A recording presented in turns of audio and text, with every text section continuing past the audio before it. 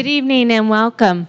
My name is Alice Knapp and I'm president of the Ferguson Library, and as I make my introductions, please take your phone and either silence it or put it or turn it off, and so you can enjoy this next hour or so. I am so pleased to be here tonight with our signature series on civility with the Dylan Schneider Group and Hearst Media as our co-sponsors. To get into the holiday spirit, afterwards we're going to invite you all to stay for a reception, and I hope you can stay. But with that, I'm going to introduce you to Bob Berkowitz from the Dylan Schneider Group.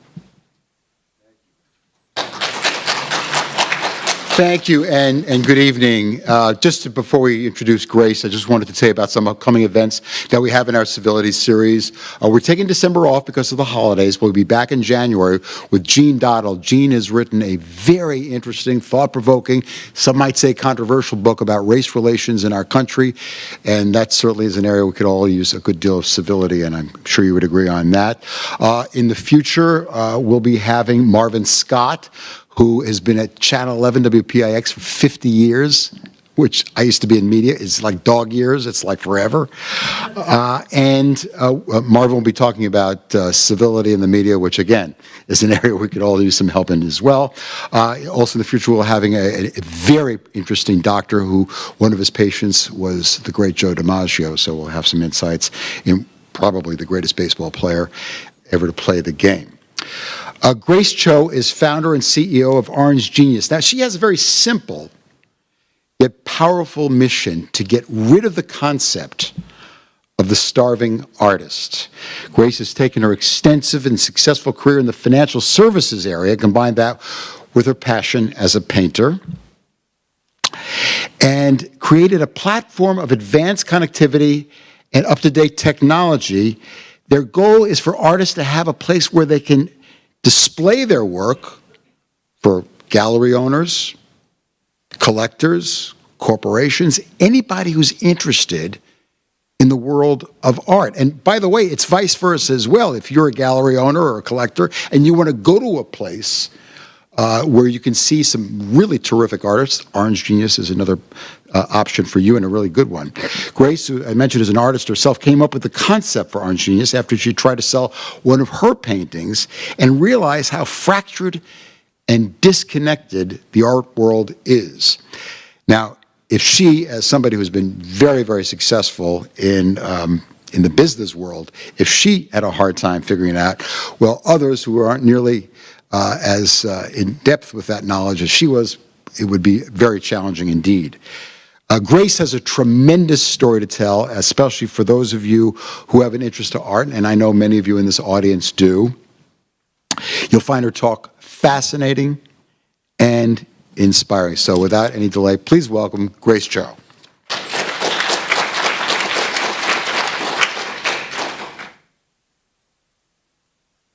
Good evening. Thank you very much for this wonderful introduction, Bob. And I'm honored to be a part of this very distinguished speaker series. What I'm going to try to do tonight is bring together art, technology, and civility and explain how they can interact in new and positive ways, and to talk about art that can be a global ambassador. There's a lot to cover there. That may sound like a bridge too far, or maybe even a couple of bridges too far, but I'm convinced that there are connections, and that they're in an era where there are enormous change happening, their importance is growing very, very rapidly, that connection amongst those three aspects. Let me begin by saying what we all know to be true. There are many things that divide us in today's world. These divisions are one of chief causes of the incivility that is so pervasive in our society today. When people allow themselves to become not just upset about opposing points of view, but outraged, they tend to forget the normal rules of civil behavior and lash out bitterly. We see that on the internet, where all too often some random incident that's been captured on video goes viral and triggers a firestorm of reactions, up to and even including threats of violence. We've seen it in college campuses, where speakers from both left and the right have been booed off stages, chased out of auditoriums by students who object to their social or political views.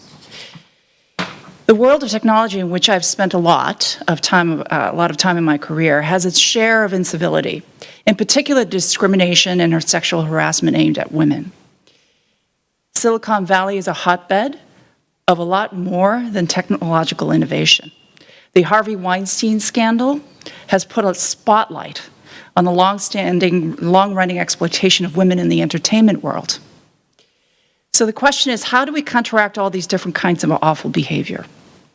How do we restore civility as the gold standard in social conduct? There's no single answer to that question, of course. If there were, I'd tell you about it right now. And we could all make an early evening of it. But it is my strong belief that art can be and is going to be a large part of the solution. I truly believe that. The language of art knows no boundaries or borders and can bypass the divisiveness of politics. The idea that art can change society is not a new one. It dates back to at least the beginning of the 20th century, when modern art movements in France, Germany, Italy, and the US set out to inspire a new era. What they sought to do was to open people's minds to entirely new visual possibilities and completely different ways of seeing things. They wanted, in short, to raise human consciousness.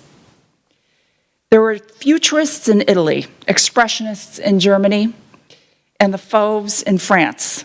Fauve, by the way, translates roughly as wild beast. A clear indication of just how radical this new art seemed to be to the public. Picasso and Braque took the world apart and reassembled it in their cubist works. Kandinsky, one of my faves, opened up new visual possibilities when they invented the abstract painting. The Surrealists took us into a dream of landscapes, and the Dadaists, led by artists like Francis Marcel Duchamp and America's Man Ray, made it their business to turn the relationship between the viewer and the object completely upside down. Now, it's true that these artists and their many followers failed to achieve the utopian dream of creating a more enlightened society, but they did give us new and exciting ways of seeing the world around us. At a time when the camera had demonstrated it could take pictures of things exactly as they are, the modern artists of the 20th century proved that art could show more than the surface of things, that it could explore human psychology, show us reality behind the reality, and take us into the realm of pure imagination. When you change how people perceive their environment so dramatically and so permanently, you have done something important.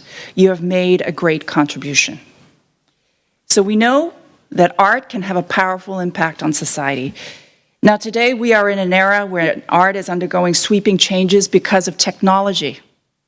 And I'm convinced that these changes are going to ripple outward into the world and taking influence of art into art exercises to a new and far-reaching level. So how does that work? Well, technology is globalizing art. It really is. There was a time when Europe and US were considered the only sources of art that mattered. When we talked about great periods, the Greeks, the Romans, the Renaissance, and so forth, we were only considering Western art. And when we described great movements, let's say Romanticism and Impressionism, we were doing the same thing. We were equally narrow in judging who could be an artist of any stature. The category was essentially a class of one, men. Yes, over the centuries, a handful of women artists did become prominent enough to get mentioned in art history textbooks. But well into the 20th century, it was still a male-dominated field. Women were almost universally denied access to fundamentals, like drawing classes and apprenticeships, and financial support. Even when they did demonstrate talent, they were barred from artist societies that conferred the official blessing needed to attract patrons and build reputations.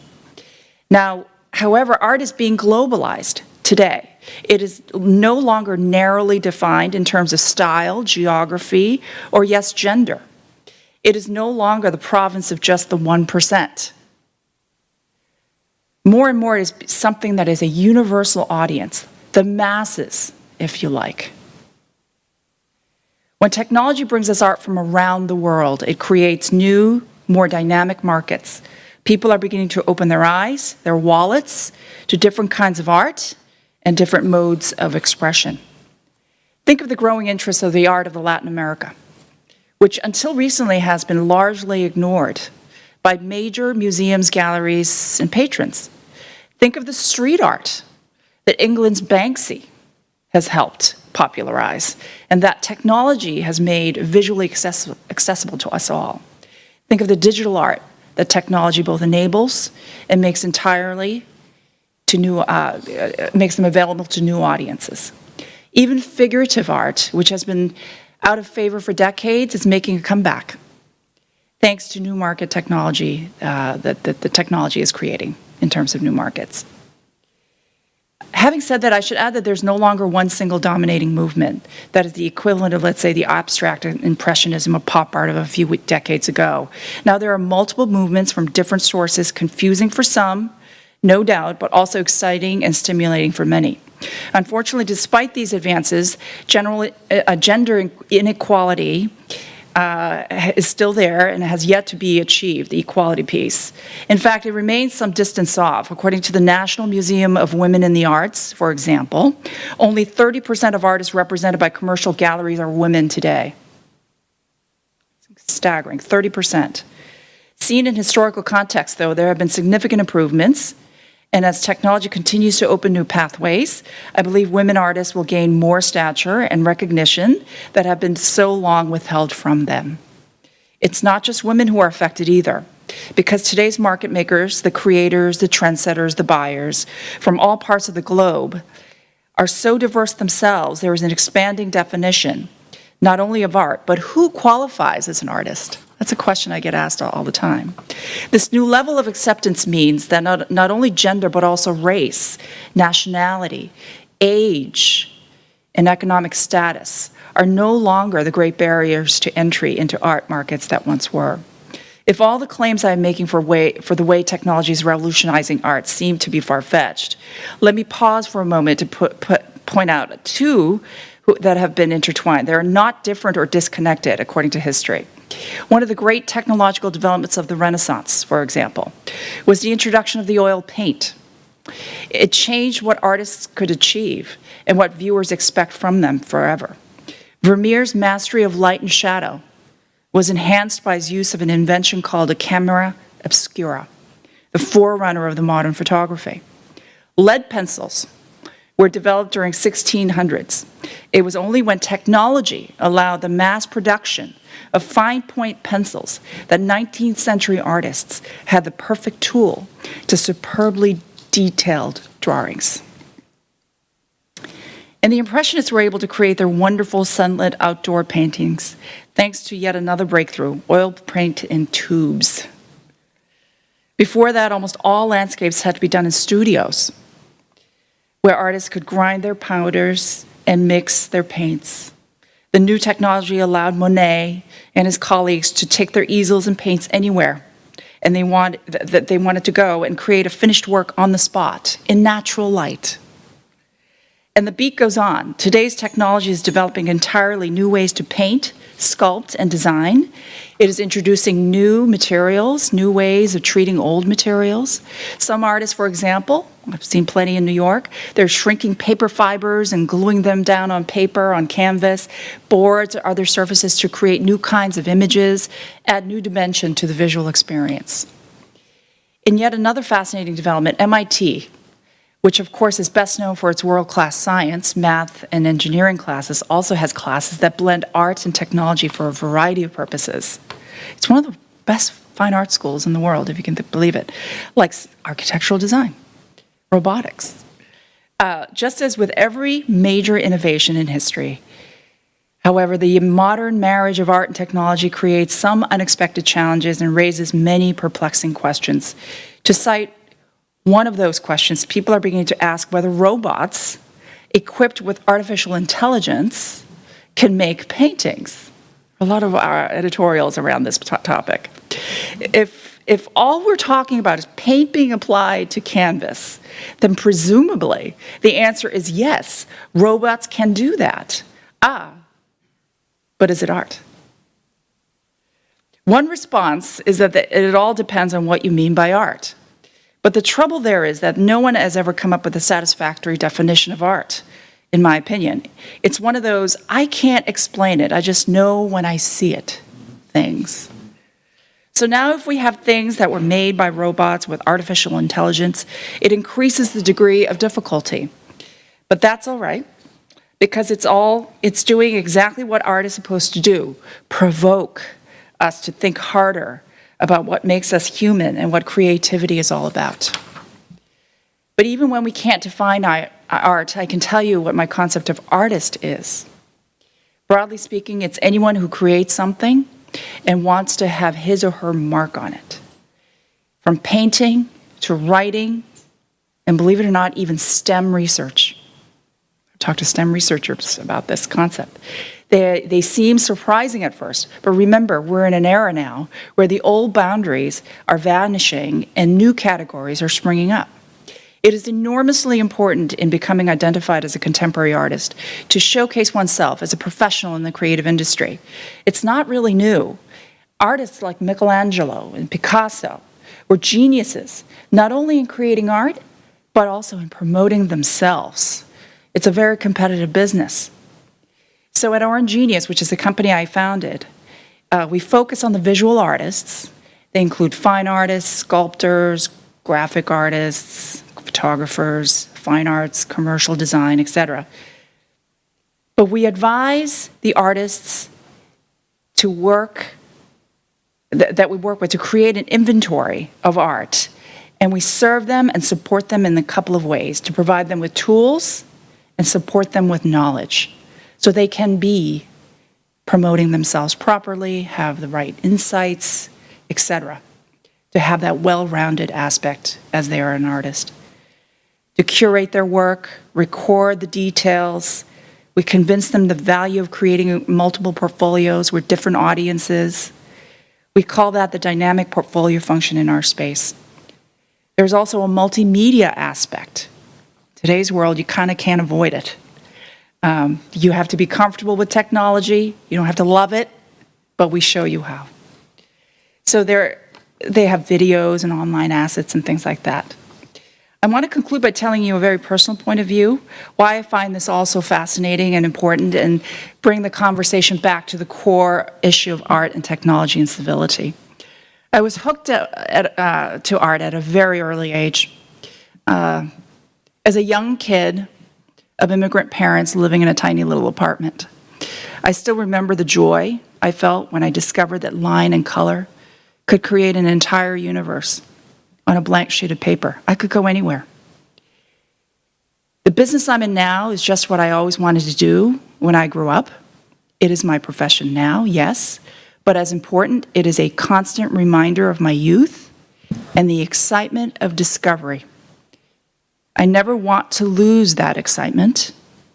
Art is the fuel that keeps me curious, a response that I hope is true for all of you too. When I see a work that's innovative or controversial or even off-putting, I want to ask questions. I want to know more about it. Perhaps I debate about it. It is the stimulation of that curiosity that keeps us fresh and on our toes. And that is why I think art is the fountain of youth. I confess that I find it disheartening that in so many schools now, we're experiencing a loss of appreciation for art, as well as history and literature. There's so much to be learned, but too many people are getting distracted by what I call junk media. I would love to see a general uplift in the level of discourse around the arts, even if it's just 5 minutes a day. I know we all get bogged down in daily chores.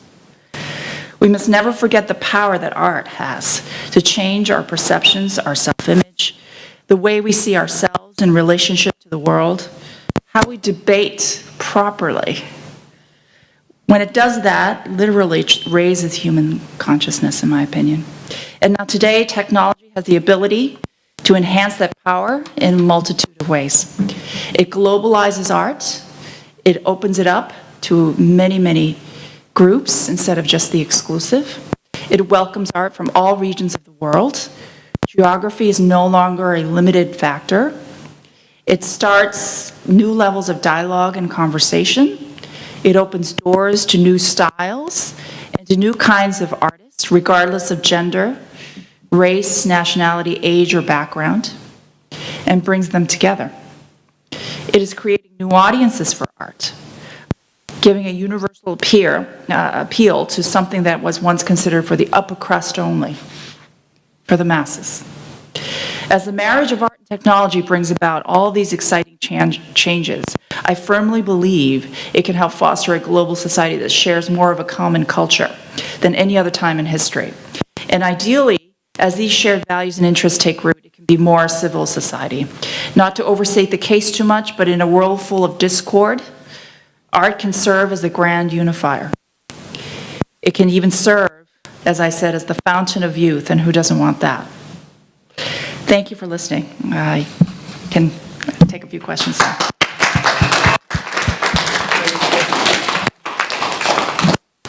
Yes, sir. Can you tell us some more about your business, Orange Genius, and how it actually works? Sure. Mike, maybe.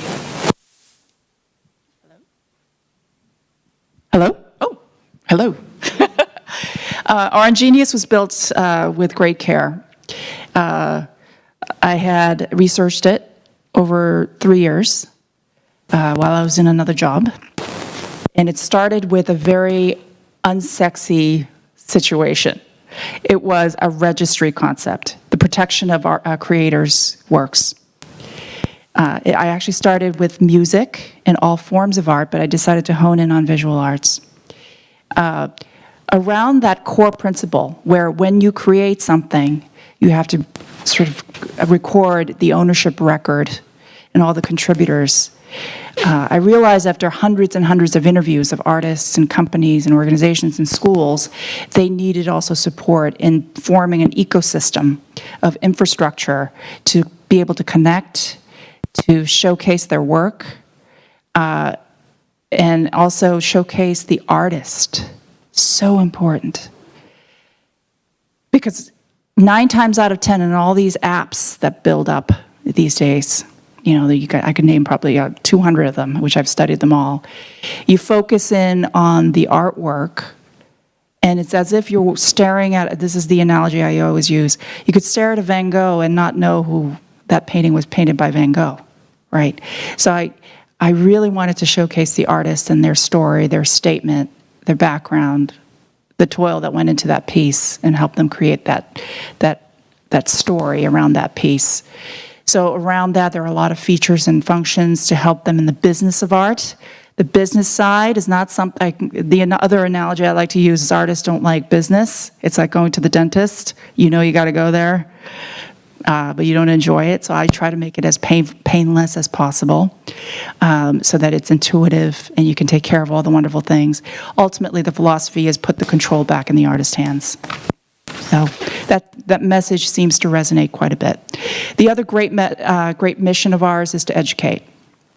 That's why we have partnerships with schools like Wharton, Pratt, and a lot of these top art and design and university thinkers to make sure that we provide the best insights so that they are armed with the best kinds of business knowledge as they try to set out and build a career in the arts. Thank you for that question. Hi. Hi. The quick question here is: do you think that art should ever be censored? To expand a little bit on this, is you mentioned that art is a unifier. At the same time, though, it provokes thought.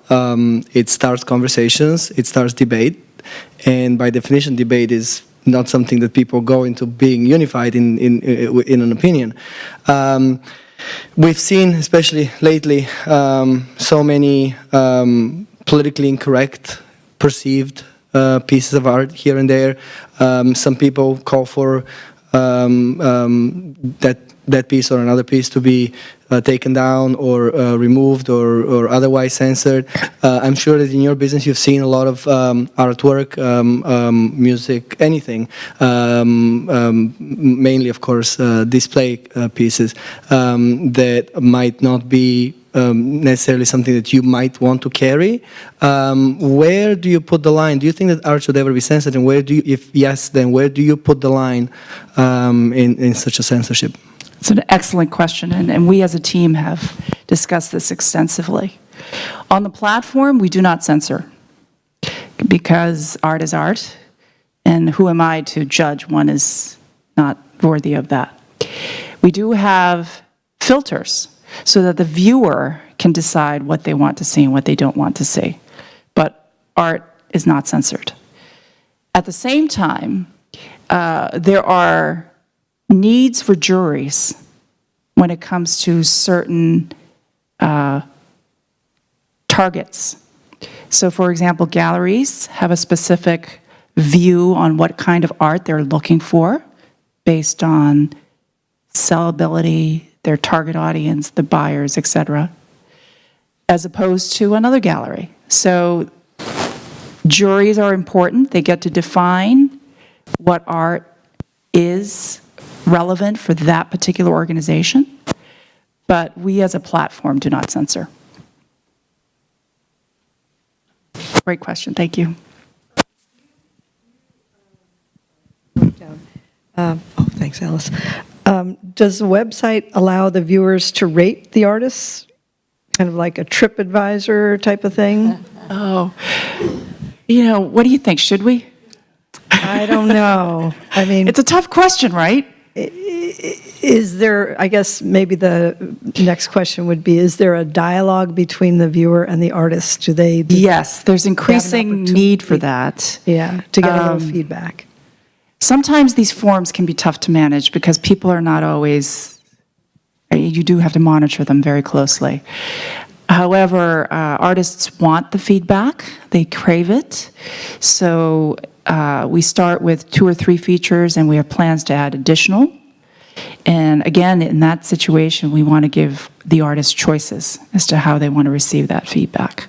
So again, it's all about choices of the artist. It's very important.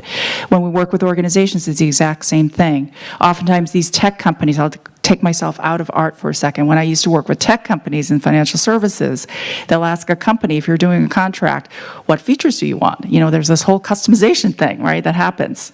But when it came to platforms like this, for the particular artist, they are the CEOs of their brand, and they oftentimes did not have those kinds of choices. So when we go out there with these kinds of tools, I think it's very much appreciated. The response has been very good. In terms of reach, is licensing one of the tools in your toolbox? So licensing, we have our artwork details page where you upload your work, and all sorts of details are asked on that because it is your catalog raisonné, if you will, right? So you create your own inventory of work. Within one of those fields, it asks you for details around licensing rules, registration information, and any kind of legal information you'd like to put on there. Now, if you haven't registered, for example, with the U.S. Copyright Office, we are the only site which offers the registration directly with the U.S. Copyright Office using a company called Image Rights out of Boston. We've struck a partnership. We were actually planning to build it on our own, because I actually went to the USCO and met with Maria Palente, who was the USCO registrar, copyright registrar. As it just so happens, Image Rights had already started this process, and we vetted it, and they've been around for 7 years, and they already have such a huge business with photographers around the world. We thought we could extend it to artists as well as photographers on our site. So that is a very important partnership that we offer in terms of protection around the licensing rules. The secondary way we protect is we have a partnership with a company called ORCID, ORCID, It's a Washington, D.C. based organization. They've been around for 8 years, and they protect the works for NASA, Department of Energy, and a bunch of other research organizations, over 600 higher educational institutions around the world. You know, London is Oxford, Cambridge, Harvard, you name every school, they're probably a member of the network. We were the first fine arts organization to enter into that network. So what happens is you get an ORCID number, and if you are published, they maintain a private record, and the artists can go in and turn on what they believe should be public or private. And so that added layer of security is on our platform. Perfect, thanks. You're welcome. Here, and then I'll come over there. Hi. I've been reading that art fairs are really damaging the mid-level gallerist, and I'm just wondering how your platform and other online art platforms are they also, how are they going to fit in with art fairs and the decreasing mid galleries? Great question. My experience with art fairs, they kind of fall, and I may be completely wrong, this is my opinion, just from my own experience in working with them. Some of them are really good on behalf of the artists. Some of them might as well be selling chairs. It doesn't really matter. They're in it for the money. So there are two kinds of fairs. So as an artist, you need to really figure out which one you really want to be a part of. I think that's step number one. Number two, there's this whole myth that galleries are closing and all the art is being sold in art fairs. That may be true to a certain extent, but if you actually look at the records, there are more galleries popping up, especially in New York City, than a few years ago, which is kind of interesting to me. I was interviewing Jeffrey Deitch. I don't know if that name rings a bell to any of you, but he's the guy who discovered Jeff Koons. And was the first one to write about Basquiat. So he's kind of important. And so he said galleries will always be around. Will always be around. It's just a question, some just need to close for a variety of different reasons. Maybe it was poor management, maybe they were picking the wrong artists, whatever. So that as they come and go, the galleries will always be there. With the fairs, I think it's important for them to keep up, as well as, I could say this about the galleries, they need to keep up with the technology, or else they're going to lose great segments of markets. They're very afraid of it. They feel that technology is a threat when they should be embracing it.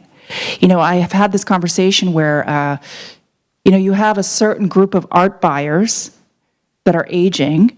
You have a group of millennials and a little bit older, in their 30s, who have money, want to buy, want to learn, but they're not used to buying in the old system, right? So in order to capture that future generation, you need to embrace it. They need to come up with a new user experience. So these fairs, I feel, are very slow. Some of the galleries are as well. So one way to make them feel comfortable is we have something that's AR, VR based, augmented reality, virtual reality. Have you heard about it?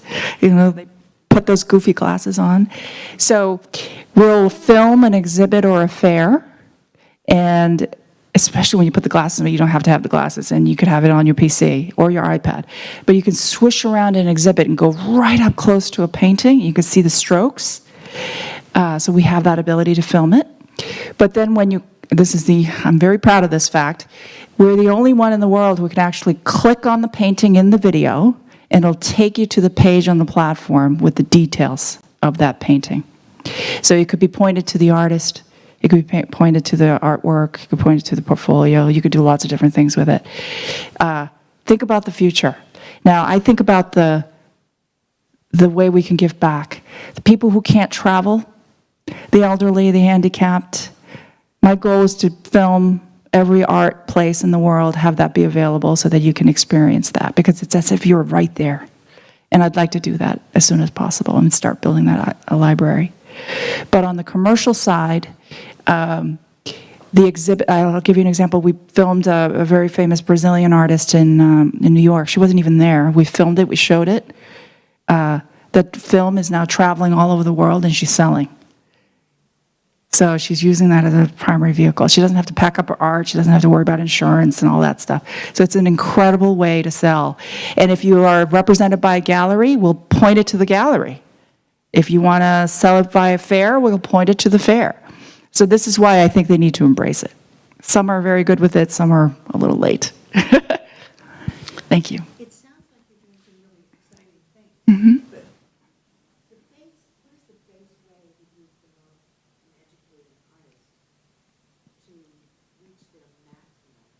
And after listening to you, it's almost so refreshing to be putting your art online in order to sell it. Do you think that's, a lot of galleries say they don't reveal some of these guys online?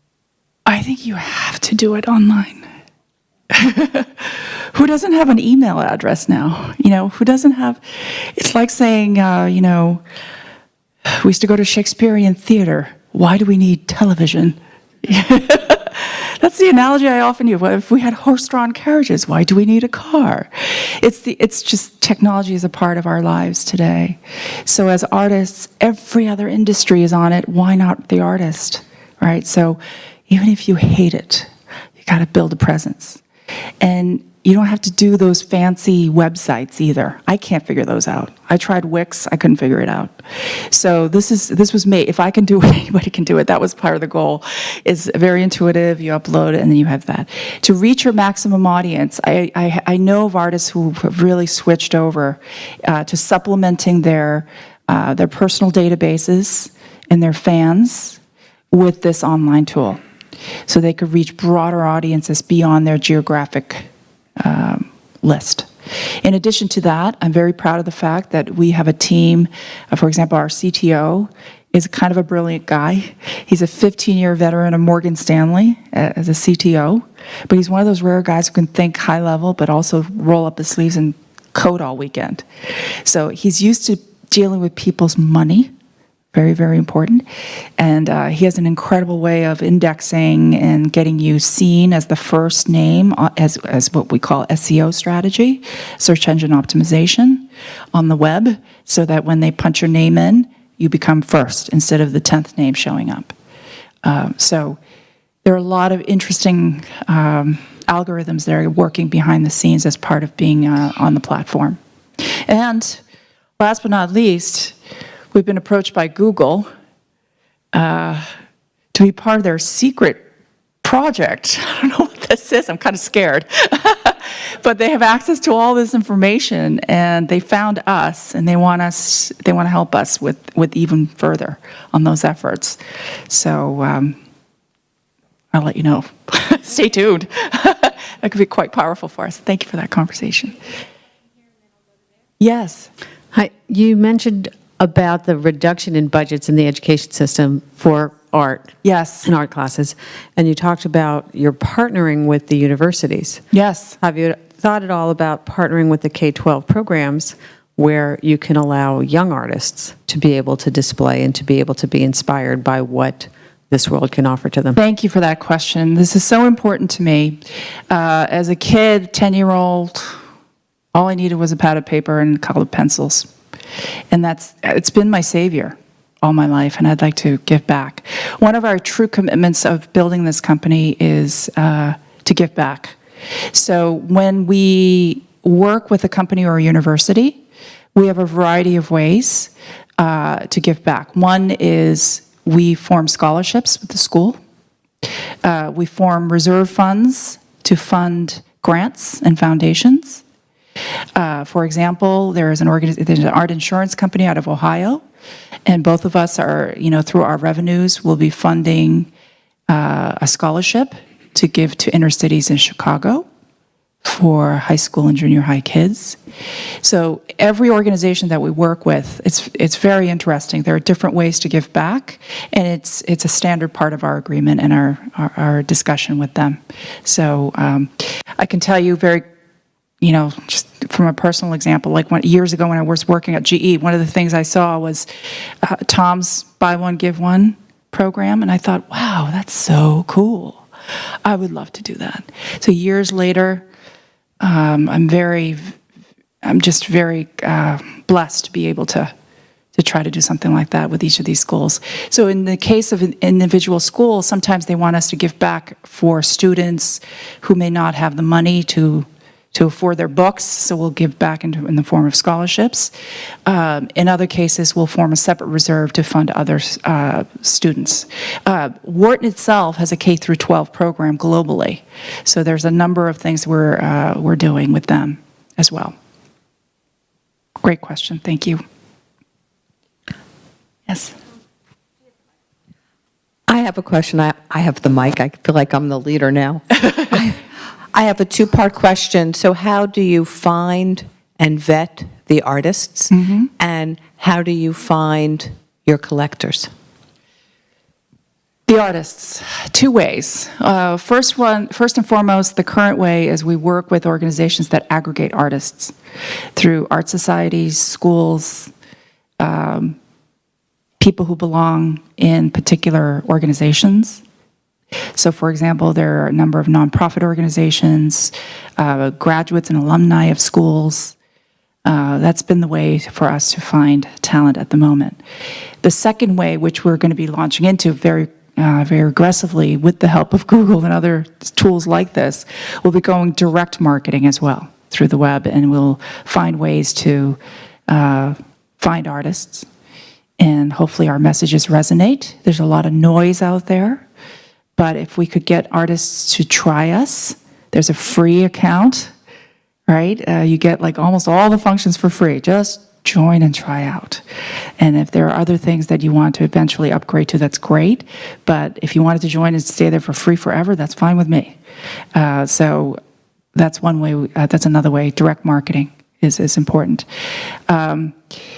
Buyers and collectors, we're going to be building an app that's released in January. We're working, in fact, I was on a conference call all day today trying to figure out. There are a number of ways we attract buyers and collectors. One is the app. Its app is going to be actually AR, VR based as well.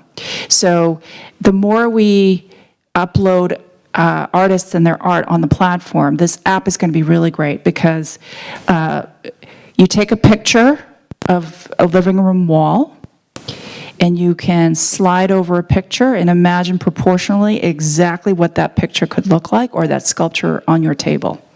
Now, I know a couple of companies in the world who have this feature, but none in the art space. And I don't know why, because they're so slow to technology, right? But I think this app could create a lot of buzz, and it'll create a lot of interest. We've already tested it with a few galleries in the city, some very big ones, Mary Boone, Alush, Hoffman. They're very, very excited about it. So through galleries, through organizations, through direct marketing, hopefully we can track the artists, and then this app, I think, is going to create a lot of buzz. Another big announcement to just get out to the artists is we've been, I'm so honored, we've been asked to do a 1-hour television documentary on PBS next year. So I think that's going to be very good. If it was NBC or any one of those networks, I think I would have said no. But it's PBS because it fits our mission very well. So we're very excited about that. Hopefully that'll happen. Yeah, I have one question. Yeah. So what are your feelings about selling your artwork via limited edition prints as opposed to selling your original artwork? Because I don't know about the other people here, but the type of work that I do takes a long period of time and kind of hard to get rid of some pieces. Yeah. So what are your feelings on that subject matter? Yeah, so I've talked to a lot of artists about this. How do you pronounce it? Glissé? Glissé, right? I always pronounce that wrong. So a lot of fine artists up in Boston, they started with that, with just very few pieces. But you've got to make a choice, right? So the glissé prints do sell, and it's an extra, what I call in business, extra source of revenue. So this is where the business side comes, right? So you've got to figure out what's your target in terms of the money that you want to generate, and what's the strategy that fits that. So selling limited editions is not always somebody's flavor, but there's a sacrifice in doing that, right? So I don't know what your overall financial picture is, but you can do some assumptions and make some, predictions on how the sales could be done. And if it fits your model, then you should do that. I would recommend it.